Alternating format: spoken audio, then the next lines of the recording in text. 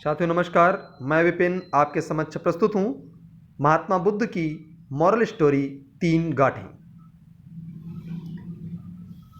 भगवान बुद्ध अक्सर अपने शिष्यों को शिक्षा प्रदान किया करते थे। एक दिन प्रातः काल बहुत से भिक्षुक उनका प्रवचन सुनने के लिए बैठे थे।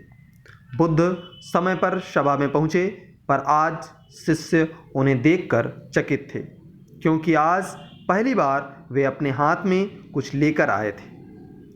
करीब आने पर शिष्यों ने देखा कि उनके हाथ में एक रस्सी थी।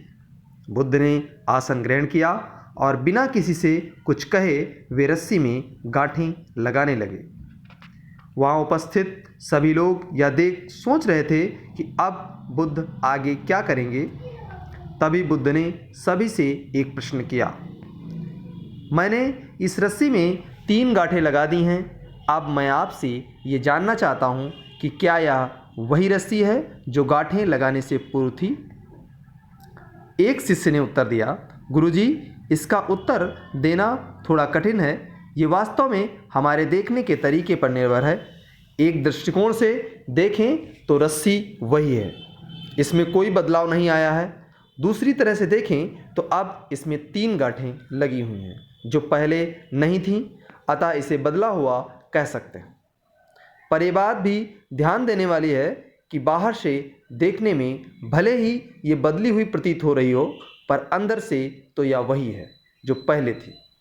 इसका बुनियादी स्वरूप अपरिवर्तित है। सत्य है, बुद्ध ने कहा, अब मैं इन गांठों को खोल देता हूँ। यह कहकर बुद्ध रस्सी के दोनों सिरों को एक दूसरे से दूर खींचने लगे। उन्होंने पूछा, तुम्हें क्या लगता है कि इस प्रकार इन्हें खींचने से क्या मैं इन गांठों को खोल सकता हूँ? नहीं, ऐसा करने से तो यह गांठें और भी कस जाएंगी और इन्हें खोलना मुश्किल हो जाएगा। एक शिष्य ने शीघ्रता से उत्तर दिया। बुद्ध ने कहा, ठीक है, अब एक आखिरी प्रश्न बताओ, इन गांठों को खोलने के लिए हमें क्या करना होगा?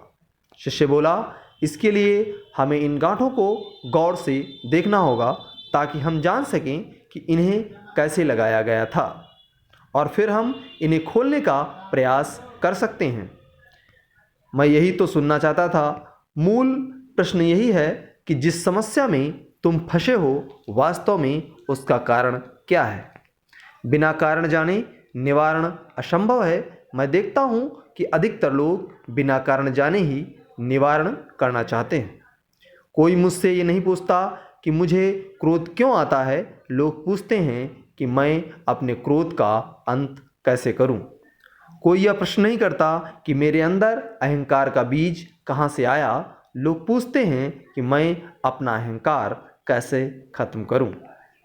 प्रिय शिष्यों, जिस प्रकार रस्सी में गांठें लग जाने पर भी उसका बुनियादी स्वरूप नहीं बदलता, उसी प्रकार मनुष्य में भी कुछ विकार आ जाने से उसके अंदर से अच्छाई के बीज खत्म नहीं होते। जैसे हम रस्सी की गांठें खोल सकते हैं, वैसे ही हम मनुष्य की समस्याएं भी हल कर सकते हैं।